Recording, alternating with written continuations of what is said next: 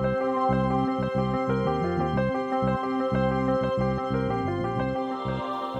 everyone.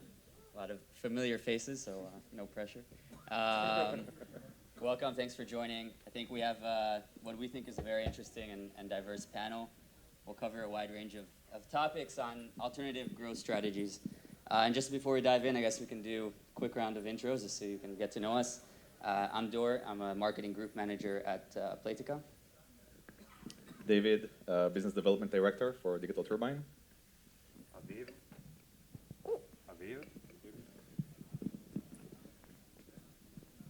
Aviv, Influencer Marketing Manager at Candivore. I'm Adi, growth manager for Moloco. Cool. And when we first, kind of the four of us got together and we started thinking of topics to cover as alternative growth strategies, one of the first things that came to mind, naturally, everyone's second favorite buzzword after AI, which is influencers. So I guess first question to Aviv, it's kind of, the influencer marketer amongst us. What's kind of the first tip or the best piece of advice you can give to advertisers who are looking for the right influencer? And then a follow-up question to that is, what's the best way to leverage that influencer in the marketing content? So when we want to work on the influencer campaign, we need to first define the target audience and the campaign goals. Regarding the campaign goals, we need to take in consider if we want to encourage downloads, increase brand awareness, or launch a new game. Regarding the target audience, we need to analyze our core target audience, especially for the parameters of age, gender, and especially market. After we define these parameters, we can go straight over to the vertical. Vertical is the main categories of the content of the influencer. It could be gaming, beauty, fashion, sport, etc. When we choose the precise vertical, it will help us to choose the right channels like TikTok, Instagram, Twitch, and YouTube. For example, in YouTube, it will be much better to find gaming influencer, and in Instagram, we can easily find beauty and fashion creators. After that, we are getting to the main course, which is choose the right influencer. So based on my experience, the best parameter that we need to take in consideration is the audience. We need to analyze the audience of the influencer by using analytic tools. I'm highly recommended on iPolitor. And we see that the audience is correlated, the influencer audience is correlated with our target audience interests. After that, the second important parameter is the strong community, which could be reflected by high engagement rate, high amount of views, and especially high comment rates, which can reflect the impact of the influencer about his audience. And the last parameter we need to consider is the creative content of the influencer, and especially for his paid promotion. I'm highly recommended to review all his promotion, especially for other mobile gaming apps, and to see that they are interesting, exciting, and he do it in an authentic way and smooth.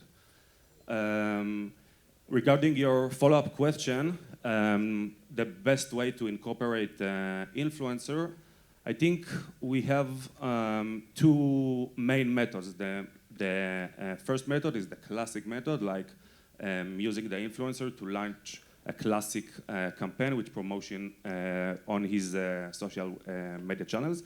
The second one is to use the influencer as a brand ambassador. Brand ambassador provide comprehensive campaign. We can make a shooting day with high quality ad that can run in television and also in UA. And also take photos of the influencer and add them to the app stores. And also we can make comprehensive element of using the creator with using them as a character or avatar in the app. Playtika do it very good with Megan Trainor in Bingo Blitz, and we did it with three well-known athletes in Australia during March. And last point I want to mention is UGC. UGC stands for User-Generated Content. It's celebrities with low impact on their social media channels. We can create with them a dedicated ad for UA and use them and run them in the UA campaigns. Based on my experience, these ads with well-known faces provide better results compared to unrecognizable content creators, and provide better results. Cool, thanks for that overview. And you mentioned the use of the content in UA, and we have quite a few UA folks in the audience. So question to Adi, specifically like diving into using that content in UA, what's kind of the best strategy for setting up UA campaigns using that influencer content? Yes, so I think first, as Aviv mentioned, the most important thing to remember is the challenges running influencer campaigns with UA, and it's choosing the right influencer for your audience. We do see that sometimes when the influencer does not match your game, your audience, we're actually seeing a negative trend for IPM and conversion. So definitely something to keep in mind when running influencer UA campaigns. As of setup, basically the recommendation is to make a very clear flow to the user. So if you're talking about creative, if it's video and end card or playable, we're seeing a lot of advertisers attaching a custom product page that relates to the influencer. And then a lot of advertisers also, as Aviv mentioned, running in-app events in the app. So definitely to make sure that we have this flow for the users. And then once launching the UA campaign, it really depends on the strategy of the advertiser, but we can run install campaign if we aim to get as many daily active users as possible, or in-app campaign, as again Aviv mentioned with Candivore we used to run, or ROAS campaign to drive performance. Cool, and just to kind of wrap up the first topic of influencers, question to you, David, because Aviv and Adi both touched on making sure you integrate the influencer not just in marketing, but through the entire experience. And we know that Digital Turbine, for example, can support advertisers with push notifications and how they can integrate with those. So how do you kind of see this entire integration, through the whole user funnel, and if you have some examples to share kind of from the field? Yeah, definitely. And Aviv obviously and Adi brought great points. I want to add maybe two more examples for a great fit from an influencer to a game. One, I think, which is the best one I've seen, is Mr. Beast and Scopely's Stumble Guys. So as Aviv said about the audience, right? Both cases are, younger audiences, so it's a very perfect fit on the demographic part. But secondly, it's also the content that just makes sense, right? Mr. Beast is very much about competition, and Stumble Guys, if you don't play it, give it a try, it's great. It's really about competition with just small, wobbly creatures. And the second example that I think was great was for Plarium and Ronda Rousey. If you don't know Ronda Rousey, she's a UFC fighter. Again, a very good fit, because I feel the audience for the UFC probably would correlate with the audience for Raid Shadow Legends. And also, what they did, similar to what Mr. Beast did with the skin inside the game, is they added Ronda as a character, as a champion inside Raid, which was one of the, I think, most beautiful collaborations I've seen, because it was clear that the users like it. So I think those two examples are great. And the way that it really correlates with, my world in DT, which is, as you know, we're mostly well known for OEM and carrier relationships. One thing that we've noticed is that there is a big benefit in syncing up that influencer campaigns and your preload activity. Because preloads tend to benefit a lot from top-of-mind awareness effects. And that influencer collaboration usually helps with boosting that, so when the user looks at the logo of the app on their device, they're more likely to engage and give it a try when they have heard or seen it on some influencer channel. And the second thing about push notifications that Dor mentioned, for those of you who don't know, as part of the carrier relationships we do, we also do some push notifications to devices. So think about where you get your WhatsApp notification. We shove like an ad or like a push there to encourage somebody to download the game. Now, users usually are used to getting like a deal from AliExpress or Amazon. They're not used to download games from that notification side. So we actually historically had a lot of difficulties making it work for gaming. It usually was more like a brand product. And what we've noticed is that influencer campaigns with the creatives of the influencer kind of like generates this level of trust and engagement that basically kind of like makes the user give it a try, even though it's a very unorthodox placement to download ads from, to download games from. You don't usually see download campaigns in your notification tray. So if you have an influencer campaign, do think about, if you work with a platform that has these sort of capabilities, do think about utilizing them, because usually it can make these kind of products work, where with a regular creative that you run on an ad network, it would just not work. And I think we see great results with those kind of influencer-based creatives. So I think, from my perspective, listening to the three of you, I think there are two really interesting takeaways. One is how important it is to integrate the influencer personality, brand, whatever it is that you're collaborating with throughout the entire flow, from the minute the user gets exposed to an advertisement to the second he enters the app or even comes back to the app as a dormant user, to integrate it. We saw the example for those of you who were at this Automania opening session.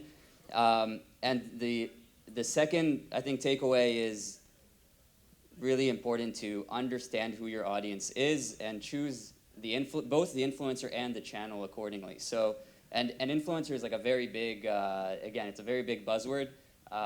It doesn't have to be a specific person or brand. For example, at Playtika, we have a lot of success in advertising and integrating into podcasts, for example. So you have podcast hosts who are endorsing our apps. And that too involves a lot of audience matching. Like, for example, in true crime, there's a lot of affinity with some of our players. So we are finding some success there. So really like hone in on your audience and reach them. Your audience is your audience is going to be somewhere. So identify where your audience is and tackle it with whatever channels you can. So I want to kind of shift the discussion to another really interesting alternative growth channel. Kind of a hot discussion since the whole Epic Games saga is alternative app stores and direct to consumer channels. David, do you have any insight, any perspective? I know you also mentioned preload, which is kind of like a sort of D2C channel on its own, or other OEM inventories. So any kind of insight regarding that from your perspective?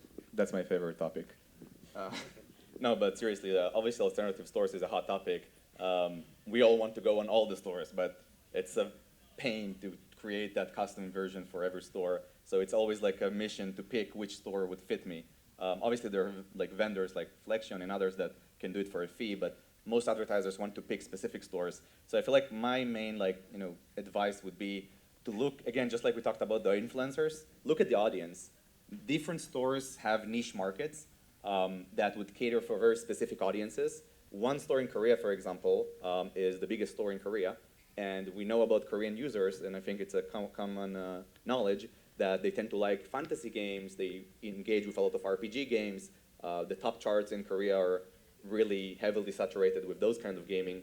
So you need to really study that audience that is engaging with that alternative stores and pick the ones that would most likely be a good fit for you, both in terms of the geo and in terms of the niche. It's a great way to unlock other markets, but between us, there are so many stores that you probably gotta be very picky.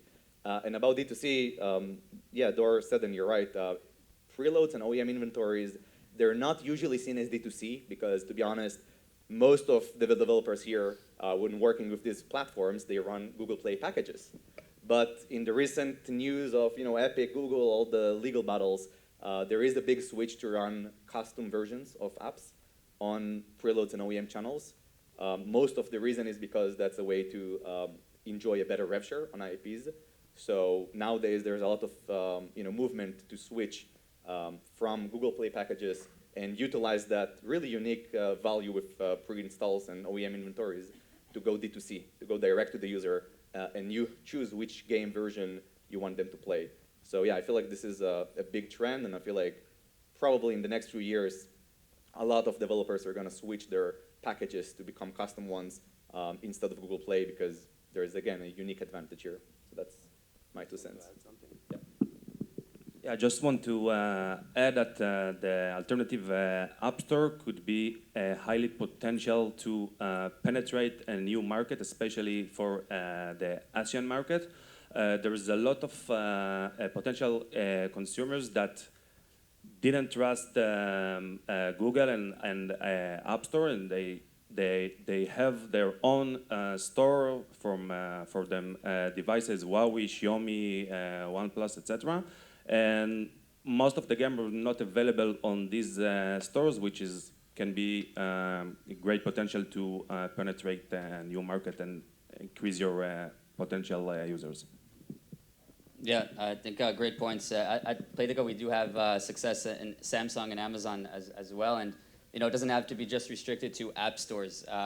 We also provide playability on .com, like on browsers, like old school, and we do have a lot of success there as well. So I think, yeah, definitely there's a lot of opportunity out there to kind of expand the scope and break out of just Apple and Google. Of course, like they're the two biggest markets, but definitely opportunities for growth outside of that. I want to take a second and kind of go back to basics. We touched on UA a little bit earlier.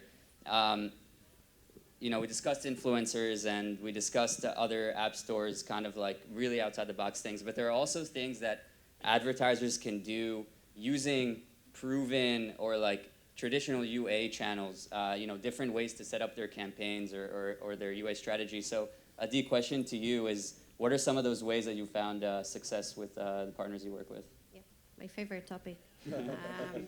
So yeah, I feel like it's all about finding like the right opportunities and how we can shift the current things that are working, and again, find new opportunities. So we do see recently a very positive trend, really taking the very well-known US and tier 1 campaigns that obviously working very well for everyone, and we're seeing great performance, good scale, obviously super high competition, and start actually using Moloco's machine learning on worldwide campaigns and basically being able to reach quality users within a very large pool of users and geos. And we do see great success with some very big advertisers being able to increase their geo by more than 100 geo in the recent year, as well as the install on performance campaigns. So definitely a huge opportunity. Gwen, you just, as a follow-up question, you just mentioned geo expansion. And there's a lot of talk, in our field about localization, how important localization is. But it's not something that everyone really dives into because it's quite a heavy lift. But Aviv, from your experience at Candivore or Beach Bum, I know you spent some time there as well. How do you see localization? What are some best practices? And how can advertisers and developers really tackle this kind of like heavy lift? And what's the value in localizing?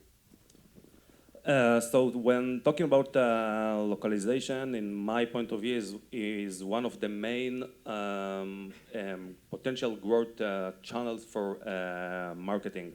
But first, I want to dive deep and define between translation and localization. Translation is to convert word from one language into another, and localization means to make a cultural adaptation for the whole content. So when we speak about localization, we have a lot of aspect of localization that we need to take in consideration. especially the marketing assets, which means the creative, the ads, the app store, the text, the music, and other additional cultural elements that appearing on the ads. I highly recommend to use a local agency that understand the local trends and the local culture. It makes you help the process being much smoother, and also understand the pain points. For example, based on my experience on my previous company, Beach Bum, we we run ads with of a Begamon game with a female hand with red nails, and we found that it's inappropriate in some Arabic countries. So local agency can help you avoid this type of mistakes. Beside that, I think that also translate and localize all the app store is super critical, because it's like the funnel of the user. First you see the ad, after that it leads to the app store, and then to the app.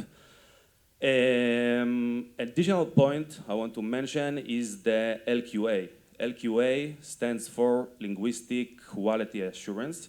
It's the process of reviewing all your localized content by human translator, and it can make you avoid embarrassing mistake. Imagine yourself, you are using a world app, and instead of Lafa shawarma, you see shawarma to her nose, shawarma leapa. Based on true story, it's happened, and imagine yourself that it's happened in the game or in your creative ads or something like that, because they use translation instead of localization. The last point I want to mention is the translation of the app. In Candivore, our app translated into 8 languages, and it's not easy process to translate the whole app, but it's crucial, especially for non-English speaking countries, because as I mentioned before, the funnel, if the funnel starts with localized ads and localized and translated app stores, the app need to be translated as well. I just want to add, as of a UA channel perspective, that we do see a lot of advertisers testing localized creative or translated creatives, as you mentioned, even like changing the play now from English to the geo that you're running it, and we're seeing great success. So it's a very easy change, like just changing the play now or install now to a different language is something that it's super easy to produce, and you don't need to put a lot of effort. So definitely something that is worth testing for those of you who don't do it. Yeah, and I think there's another benefit of localization that drives growth, and we see it firsthand at Playtika, that actually the games that are localized, like the product themselves are localized, also benefit from more features in the app stores on Google Play or Apple. They do really like that. So yeah, another benefit, and we all know how valuable those organic users are. So definitely worth investing in. It's something you can do gradually as well, not in all languages. Like figure out what languages are important. Even in the product itself, you can do it gradually. You can have the dynamic communications. The in-apps start by localizing them, and then localize the product. There are different ways to go about it, but definitely an important growth driver. And now I want to touch on a topic that's kind of near and dear to my heart because it's something that I've had the pleasure to work on at Playtika, which is retargeting. And retargeting, we do see it as an alternative growth channel, especially in fields like mobile gaming. They're very like maturing markets. Naturally, we have to deal with a lot of growing number of dormant users, and yeah,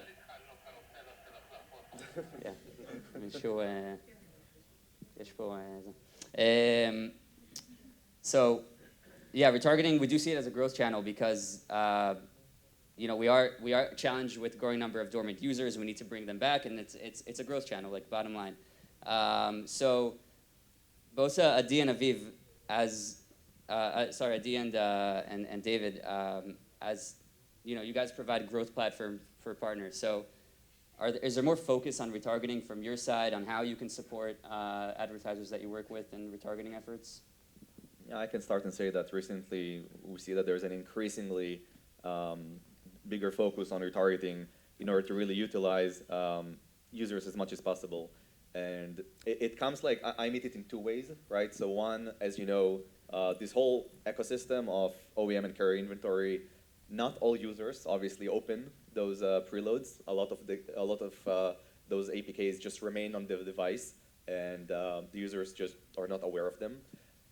And one thing that we really focus on really is how to retarget on that aspect and utilize the most out of the APK on the device. So we are putting a lot of emphasis on that, whether it is on push notifications or discovery notifications. And the second thing that we really noticed is that also when we talked about the notifications part, on this specific channel, it's also very important to segment the users. And we're really looking into testing as much as possible with different segments and custom creatives per segment to really try and maximize that engagement rate.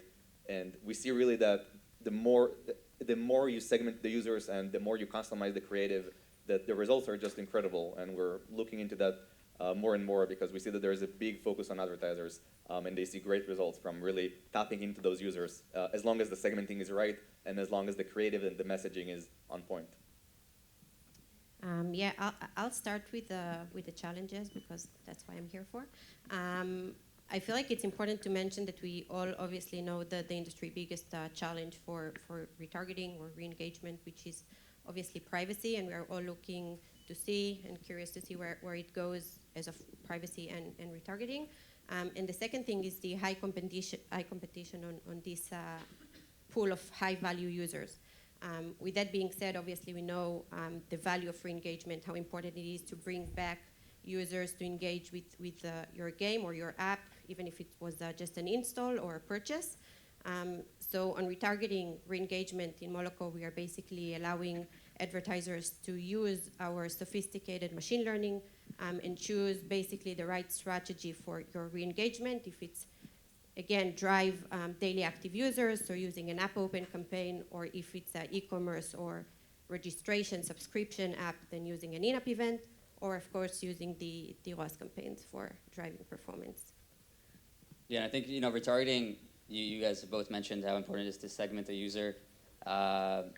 We have a lot of focus on that, but when considering retargeting, there's also a lot of dependency on the product itself. So super important to also work with your product, making sure that the users that you do bring back, you only did half the job. The other half is to really keep them in the game, and the way to do that is making sure they have a good onboarding experience when they come back. So I think we touched on quite a bit of topics. I don't know if do we have time for questions, or we're out of time? Time for questions. Who's got a question?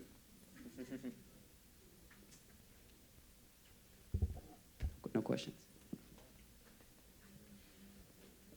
Someone does. There's a brave person. That counts as asking a question, by the way. Okay, maybe. Wrap up. Yeah. Okay. We did a good job. No questions. No questions. Yeah, I guess. So thank you. Thank you, guys.